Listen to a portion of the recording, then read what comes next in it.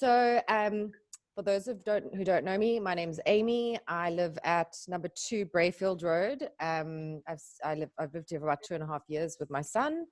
And what I've done is I've just put together, because on all the kind of WhatsApp groups, we've kind of, there's so many different proposals floating around, and it's quite difficult to compare them like for like. So I briefed both of the security companies, kind of the 2 key ones, and then put them into a presentation so that we can look at them side by side. So I'm just going to share my screen so that everybody can look at the presentation.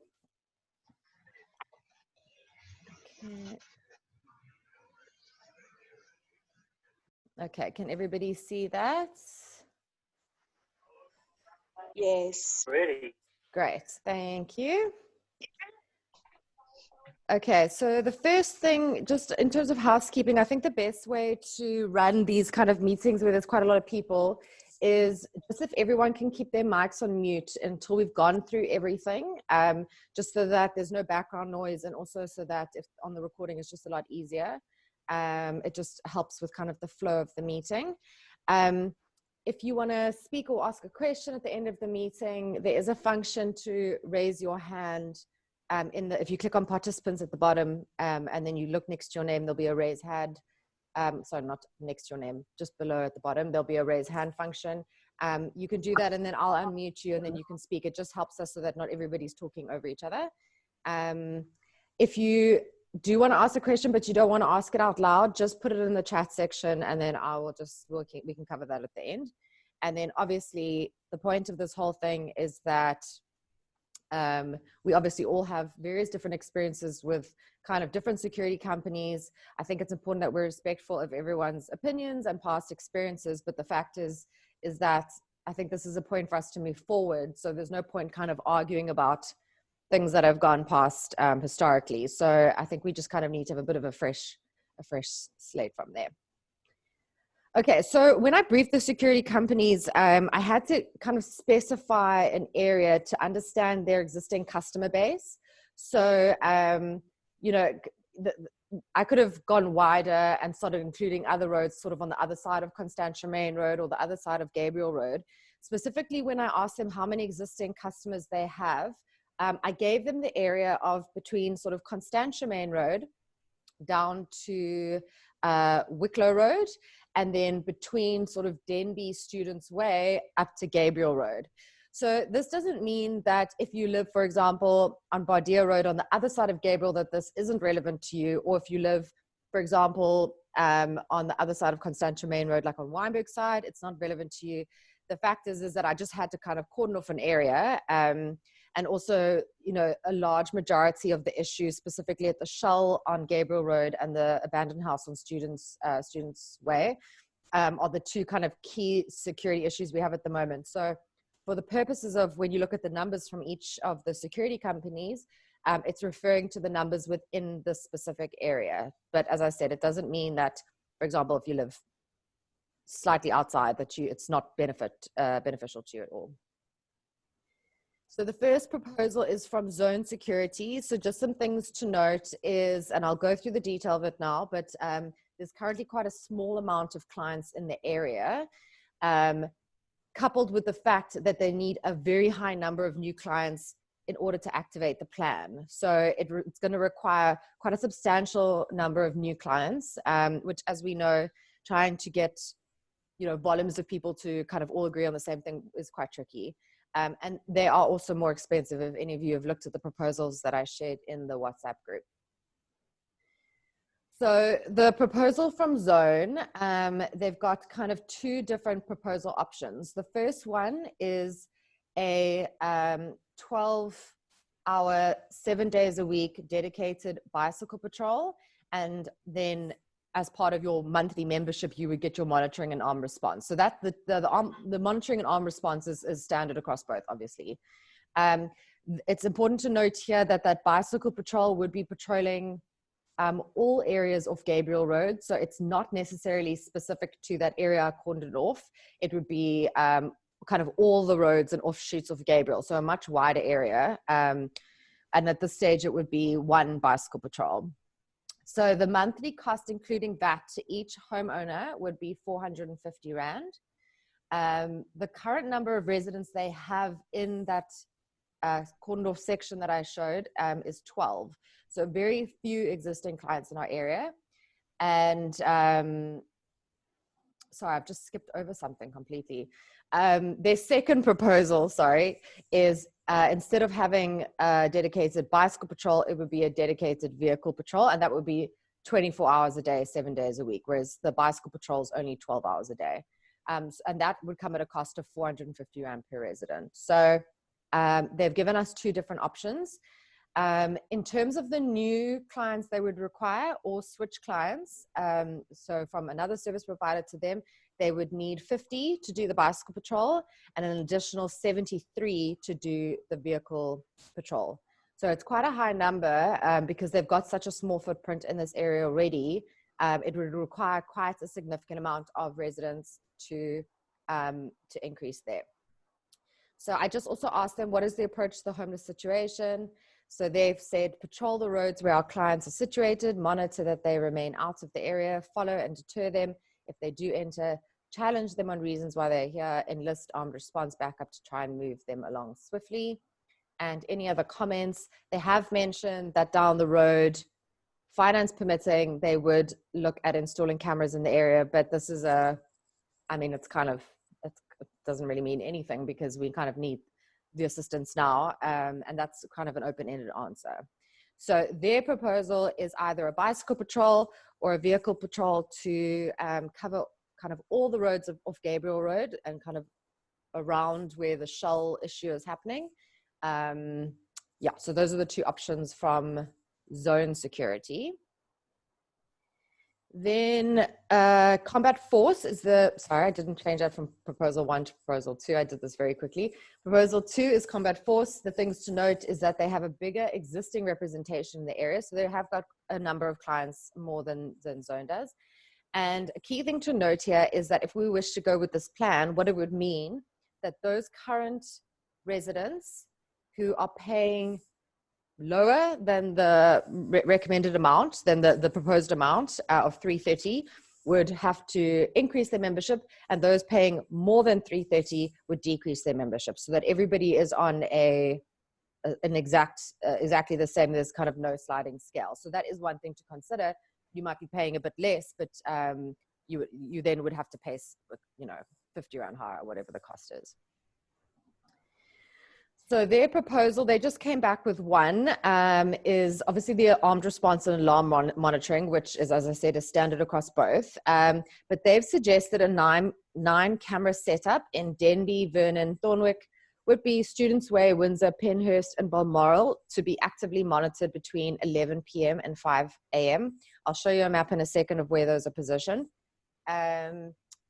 So what they would do is between 11 p.m. and 5 a.m., if anybody walks into any of these roads, they would get an instant response in their control room. They would send a driver out to go and investigate why that person is in the road. So it's actively monitored between 11 p.m. and 5 a.m. Obviously, they still do their usual kind of drive through the area whenever they do. And if there's any kind of situation where we need to, if someone's house gets broken into, they're able to then obviously pull up those cameras and kind of get all of that information. So they are recorded 24 hours a day, but only actively monitored from 11 p.m. to 5 a.m. Their monthly cost is 330 Rand for a freestanding home, and then flats is 27 and townhouses are 45. So obviously very affordable from if you're staying in a complex. I think what's important to note here is that these costs are obviously excluding any setup. So if you don't have an alarm system in your house and you're happy with one of these proposals, you would still need to pay for the hard costs of the actual equipment. So for combat, the number of current residents is sitting at 37, and the number of new or switch residents needed to activate the proposal would be 30. So considerably lower than Zone Security. What is your approach to the homeless situation? We believe that this is a City of Cape Town responsibility, which is not being attended to. Obviously, we all know that. They'll happily continue with law enforcement agencies to harass any criminal elements staying on the streets until they relocate. Something to note with the cameras is that they would obviously, the houses, they've kind of identified the houses they would want to attach them to, but it would be with the owner's permission and obviously with the owner's access to Wi-Fi, because they would need to have internet access. So that hasn't been discussed with any residents. So if you see like on the next slide, if you see an arrow next to your house, it doesn't mean that you have to do that. It's obviously just a discussion. They have got some other ways to look at it if they can't get access to the internet, which is detailed kind of in that proposal at the bottom. So you'll see on this map, the kind of two key orange areas are the two problematic security areas, which is the triangle at the top right is the Shell station, and then the rectangle at the bottom is the abandoned house. And what's happening is that the movement from the triangle to the rectangle is coming through specific roads and areas. So what they've done is they want to put a camera at every entrance between the Shell and the house on Students' Way, so that at any point, whether they enter on Vernon Road or if they enter on Denby Road or if they enter on Whitby Road, they'd be picked up somewhere along the line. And then obviously on Students' Way, they would have quite a few, because that's the entrance to the field. So essentially, this is kind of like a ring fencing the area, so that any unwarranted activity between 11 and 5 would be picked up. And that is all I have to say. So those are the two proposals. I'm going to stop sharing there so that I can see the screen. Okay, let me just run through the questions in the chat box quickly, and then anybody who wants to ask a question can raise their hand. Would the complex options be only if the whole complex joins? My understanding is that it would be yes. So it would basically, it would take the cost of the freestanding house, and they would break it up between the different residents. I can just double check on that for you as well. And then no alarm monitoring during the day. Yes, so your alarm monitoring and your armed response will continue 24 hours a day. So as per now, when you have an existing contract with them, if your alarm goes off, all of that stuff, they will respond and they will turn up armed. The proposals are the bicycle/vehicle patrol and the camera setup are in addition to those. So it's standard that you'll get your alarm monitoring and arm response. Hopefully that answers your question. I will check on the complex question though, but my understanding is that the whole complex would need to join. Yeah. Does anybody have any questions or thoughts or comments? Where's the vehicle coming from? Okay, so the question is, where's the vehicle coming from between 11 p.m. and 5 a.m. when the cameras are triggered? So their kind of vehicle base is, I'm trying to know if you guys know the other. So I used to live on the other side of the bridge, just under the bridge. There's a road called Twine Road, and their vehicles are currently kept there when they're not, when they're not actively patrolling. So they usually get dispatched from sort of under the Victoria Bridge area. So between 11 p.m. and 5 p.m., that's less than a minute kind of drive from here. So yeah, thanks, Kay. Under Victoria Bridge is right, yeah.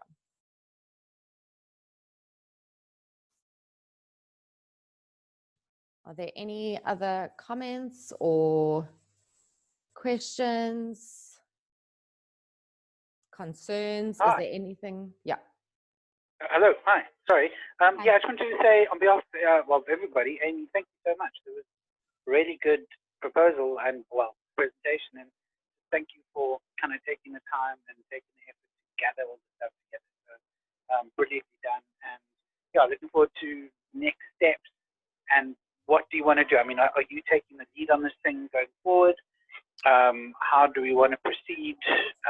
Yeah, and I agree with that last comment on much easier it seems to go with combat. If everybody from zone went over into combat, then we have 10 more people we need to get, which seems to be the best. Thanks.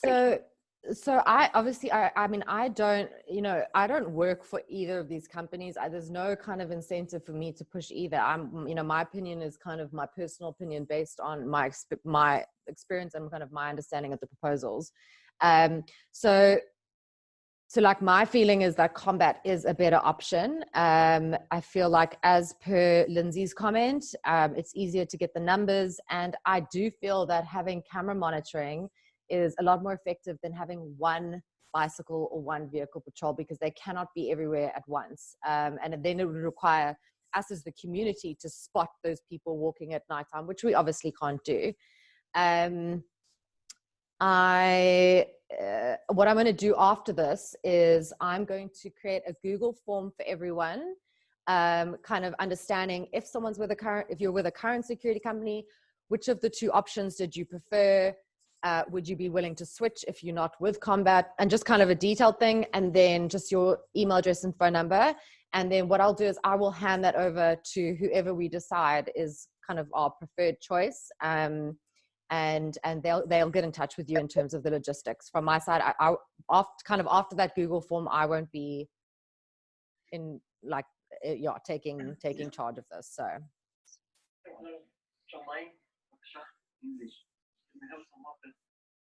let me just read Lindsay's comment. With a camera, students wearing corner dojo from a better cover area. Yeah, so the reason Pick and Pay is not included is because there is a lot of kind of other issues that are, on Pick and Pay side, they've got that field kind of on the opposite side of the engine, I think it is, or just down there. They've almost got a different kind of settlement happening there. And so the second we start, including Pick and Pay, it's a much more difficult thing to keep secure. So for us, they've identified that our biggest issue is the movement from the shell to that field, as opposed to from the Pick and Pay side onto that field. But there, as I said, there will be 3 cameras basically on Students' Way, because they'll be on the corners of the road. So, it's likely that anything coming from that side would be picked up anyway, but they're just kind of trying to ring fence our area a bit tighter. Pick and Pay, I mean, there's, it's a huge building with its own issues. Yeah. Combat and Zone are on the same radio network, so they would both respond if a call comes out for an incident. So Daniel, where's Daniel? Is he still here? Daniel, can I unmute you? I'm just trying to unmute Daniel. Daniel, how's it? Hi. So can you just, so if I call Combat to complain about something, would they put that on the, I'm assuming NW means Neighborhood Watch. So if I call Combat to complain that there's a guy outside my house, would Zone also come out though? So there's a radio network that covers the entire Constantia Valley. Kirstenhof, Bergfleet, Plumstead, and all the rest. That radio network is shared by all the neighborhood watches. It's monitored from a control room in Constantia, and most, if not all, of the security service providers are on that radio network. Combat, Zone, is that CVIC? Is that what that CVIC, is? CVIC, yes, yeah, that's correct. Okay. So with Combat as the lead agency, for lack of a better term, in the area, and looking at the proposals, my opinion is they are going to be giving the best bang for the buck there. They've also got more and more vehicles dedicated to the area. But the benefit is, if something happens and a resident either calls into CVIC or calls into Combat, 90% of those calls, if somebody's, for example, somebody calls in or alerts Combat to the fact that there's a housebreaking or an attempted housebreaking in progress, what will happen is, if it goes straight to the Combat control room, they would contact their armed response officers. If there's nobody close by or able to respond immediately, or if the responding officer feels they need backup, it goes out onto the Neighborhood Watch radio network. Okay. And then you find, half a dozen different service providers, law enforcement if they're on duty, SAPs if they're on the radio network. And, once we get to the stage where Neighborhood Watch patrollers come back on, then the Neighborhood Watch as well respond. So there's a commonality between the two. So I think my comment there is more about we're going to get a bit of a zone response if we were to go with combat, and vice versa. Yeah. But judging it and looking at the benefits, the camera monitoring alone, you know, we can fight about positions and Yeah. what time they're monitored and that later, but the pure fact that that's coming on board for a more competitive rate per household, that for me is a huge win. Yeah, I mean, just to the cost of the cameras alone is in the range of 80,000 Rand, which is not at a cost to the residents. So Combat would be outlaying that money themselves. They obviously would own all the equipment. But the fact is that the cost wouldn't be passed on to us as the residents. So yeah, which is quite good for those 9 cameras. So no, it's very cool. The one thing that you might want to clarify and put out to the residents is obviously the electricity cost of running the camera and the internet connection, I'm guessing, would come through a residence. Both those costs are absolutely negligible. You know, to run one of these cameras is less than having a LED light bulb on for the entire day. Okay, that's and then, cool, you know, your internet connection, as long as you've got uncapped internet, you're going to be all right there as well. You know, you're not really going to notice a drain in speed. Great. That's good to know. I think the key thing is that if the house in particular doesn't have uncapped internet, or they don't have fiber or whatever, I mean, I'm not sure on the technicalities. I'm not a technical person. They would then make an adjustment in terms of the house, or they would look at kind of wireless internet options. But again, I'm not a technical person, but they would make a plan regarding the situation. So, okay, cool. Thanks, Daniel. No worries. Does anybody else have any questions? I can't see any raised hands. I don't want to miss anyone. Okay, cool. So what I'll do is I will put together a Google form. I will share the recording of this call as well as the proposals again, as well as the Google form to the full group. And then if there's any questions, you can pop them through. If you don't want to talk about it on the group, you're welcome just to pop me a private message. But otherwise, yeah, thanks for those who have joined. Oh, wait, we've got 3 new messages. Maybe those are, let me just have a look here. If our townhouse complex signed up, would that be considered as 21 new customers or just 1 for the entire complex? Justin, I would just have to check if you can pop me a message with your exact where your complex is. I can then ask them specifically. The numbers that they gave me were as per in the proposal, but I think it might come down to, you know, each complex. So I'm not sure which one you stay in, but you could just pop me on a message on WhatsApp and I'll check for you. Would we be able to link up to the Meadowway where Carol is through Combat? So I did chat to Carol about this today because she chatted to Combat Force. They do their camera monitoring through OmniVision. So their arm response and alarm monitoring is through Combat, but the cameras are done through OmniVision.